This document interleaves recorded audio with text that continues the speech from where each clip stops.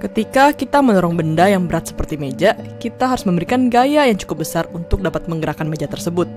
Lain halnya ketika mendorong tong sampah, gaya yang kita perlukan lebih kecil. Dinamika gerak ini dijelaskan oleh ilmuwan fisika bernama Isaac Newton. Newton memperkenalkan 3 hukum dinamika gerak. Hukum pertama mengenai kelembaman, hukum kedua mengenai hubungan gaya dengan massa dan percepatan benda, dan hukum ketiga menjelaskan tentang aksi reaksi.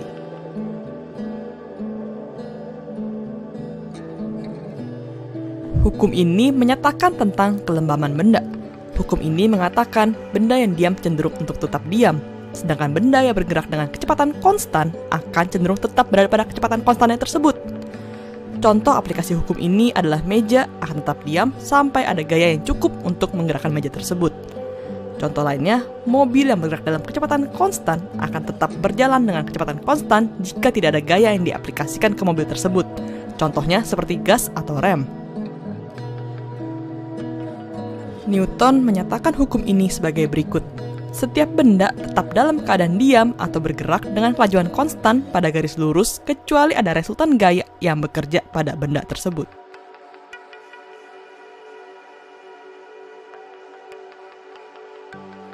Hukum Newton pertama menyatakan benda cenderung mempertahankan keadaannya selama tidak ada resultan gaya yang bekerja pada benda tersebut. Apa yang terjadi ketika ada resultan gaya pada benda tersebut? Hasil eksperimen Newton menemukan bahwa benda tersebut akan mengalami perubahan percepatan. Ketika gaya yang bekerja searah dengan gerak benda, benda tersebut akan dipercepat. Dan ketika gaya ini berlawanan dengan arah gerak benda, benda tersebut akan diperlambat. Selain gaya mengubah percepatan benda, Newton juga menemukan hubungan antara gaya dengan massa suatu benda. Massa adalah ukuran kelembaban suatu benda. Hal ini disebabkan oleh semakin besar massa sebuah benda, semakin besar gaya yang diperlukan untuk menggerakkan benda tersebut. Contohnya, kita memerlukan tenaga yang lebih besar untuk mendorong mobil daripada motor. Hubungan antara gaya dengan massa dan percepatan bisa dituliskan sigma F sama dengan ma. Intinya, semakin besar gaya yang diberikan, semakin besar perubahan percepatannya. Arah percepatan searah dengan arah resultan gaya.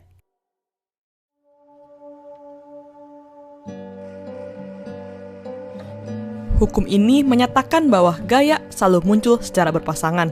Hukum ini dinyatakan dengan ketika suatu benda memberikan gaya pada benda lainnya, benda kedua akan memberikan gaya yang sama dan berlawanan pada arah benda pertama. Contohnya, ketika pistol ditembakkan dan peluru keluar dari pistol, pistol juga terhentak ke belakang. Contoh lainnya, saat kita berdiri di lantai, kita memberikan gaya pada lantai dan lantai juga memberikan gaya kepada kita.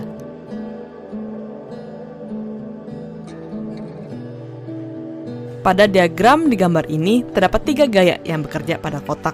Kotak ini tetap diam pada tempatnya. F1 diketahui sebesar 16 Newton, dan F2 memiliki nilai sebesar 9 Newton. Berapakah besar gaya F3? Karena kotak ini diam, maka diketahui resultan gayanya adalah 0. Jadi, sigma F sama dengan 0. F1 tambah F2 minus F3 sama dengan 0. Maka F3 sama dengan F1 plus F2 sama dengan 16 ditambah 9 sama dengan 25 Newton. Pada sebuah kotak dengan massa 140 kg, terdapat 2 gaya yang saling tegak lurus dengan nilai masing-masing 70 Newton. Berapakah percepatan yang dialami kotak tersebut? Untuk menghitung percepatan, kita memerlukan resultan gayanya. Resultan gaya ini bisa kita hitung dengan dalil Pythagoras karena gaya merupakan besaran vektor. Jadi, sigma F sama dengan akar dari F1 kuadrat ditambah F2 kuadrat sama dengan 70 kuadrat tambah 70 kuadrat sama dengan 70 akar 2 Newton. Massa kotak tersebut diketahui 140 kg, maka percepatannya dengan menggunakan rumus sigma F sama dengan ma, maka A sama dengan sigma F per M sama dengan 70 akar 2 dibagi 140 sama dengan akar 2 bagi 2 meter per second kuadrat.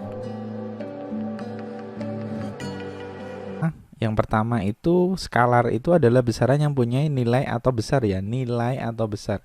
Kemudian vektor itu adalah besaran yang punya nilai atau besar dan arah. Kalau vektor itu ada tambahannya arah. Apa sih ini maksudnya? Bingung ya? Oke, tambah bingung? Nggak apa-apa, sabar, ada Pak Wisnu. Kita kasih contoh ya, biar kalian paham. Contohnya seperti ini, ada sebuah balok yang tak taruh di titik A, di atas apa nih ya, lantai gitu. Kemudian balok itu Pak Wisnu dorong nih, sampai ke titik B. Nah, sehingga balok itu berpindah dari A ke B ya. Awalnya di A, kemudian bergerak ke B atau ke kanan sampai ke titik B. Kemudian Pak Wisnu ngukur nih, diukur dari A sampai B itu ternyata jaraknya dapat 6 meter nih, dapat 6 meter Pak Wisnu. Kemudian yang skalar itu yang mana, kemudian yang vektor itu yang mana, yuk kita bahas ya. Nah, besaran yang Pak Wisnu ukur 6 meter ini, oke, 6 meter yang Pak Wisnu ukur ini 6 meter ini adalah besaran skalar. Jadi 6 meter itu menunjukkan nilai saja dan nilai saja. Jadi 6 meter gitu. 6 nilainya berapa? 6 meter. Kemudian kalau besaran vektor itu yang seperti apa? Kalau besaran vektor itu 6 meter, ini besarnya, kemudian ada arahnya. Arahnya kemana? Ke kanan. Yes, jadi ada dua. 6 meter ini menunjukkan besarnya, kemudian ke kanan ini menunjukkan arahnya. Begitu bedanya. Jadi kalau skalar itu ya hanya besar saja. Berapa? 6 meter. Kalau vektor 6 meter kemana? Ke kanan. Karena vektor harus punya besar atau nilai dan arah. Begitu. Nah, contoh kedua, misalkan kalau dari A ke B itu Pak Wisnu butuh waktu 6 detik atau 6 sekon ya. Berarti Pak Wisnu bisa hitung dong kelajuannya. Nah, kelajuan itu berarti besarnya saja 6 meter dibagi dengan waktunya 6 sekon, sehingga kelajuan yang diperoleh adalah 1 meter per sekon. 1 meter per sekon saja informasinya, berarti ini hanya menunjukkan nilai atau besar. Tapi kalau di sini yang vektor kita sebut sebagai kecepatan itu sama dengan ini vektornya, berarti 6 meter ke kanan dibagi dengan 6 sekon, sehingga dapatnya 1 meter per sekon ke kanan. Nah, 1 meter per sekon ini menunjukkan besarnya, ke kanan ini menunjukkan arahnya. Begitu teman-teman. Gimana? Sudah mulai paham kan? Oke. Kalau masih belum, yuk Pak Wisnu ajak kalian semua mereview lagi, dan saya kasih kesempatan yang belum subscribe, tolong bantu Pak Wisnu ya dengan cara subscribe channelnya Pak Wisnu. Terima kasih. Yuk kita review. Skalar dan vektor. Ada A ke B ya, teman-teman lihat ini. Ada A ke B 6 meter. Kemudian yang dimaksud yang skalar itu yang mana? Yang skalar itu yang yaitu sebentar, ini dirubah dulu ya modenya. Sorry teman-teman. Nah, oke.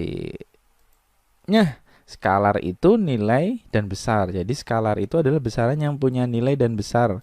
Kalau vektor itu besaran yang punya nilai atau besar dan ada arahnya. Berarti kalau ada kasus seperti ini, sebuah balok didorong dari A ke B, kemudian diukur A ke B itu 6 meter. Skalarnya itu 6 meternya, tapi vektornya itu 6 meter ke kanan. 6 meter ini menunjukkan nilai dan atau besarnya, ke kanan ini menunjukkan arahnya. Contoh kedua, misalkan dari AB, waktunya 6 detik. Berarti kalau kita hitung kelajuannya, berarti 6 meter dibagi 6 sekon. Maka kelajuannya adalah 1 meter per sekon. 1 meter per sekon ini hanya menunjukkan nilai atau besarnya saja tanpa arahnya ya teman-teman. Kemudian kalau kecepatan itu berarti vektornya 6 meter ke kanan dibagi dengan 6 sekon. Berarti kecepatan sama dengan 1 meter per sekon, arahnya ke kanan. 1 meter ini menunjukkan nilai atau besarnya dan ke kanan ini menunjukkan arahnya. Begitu teman-teman.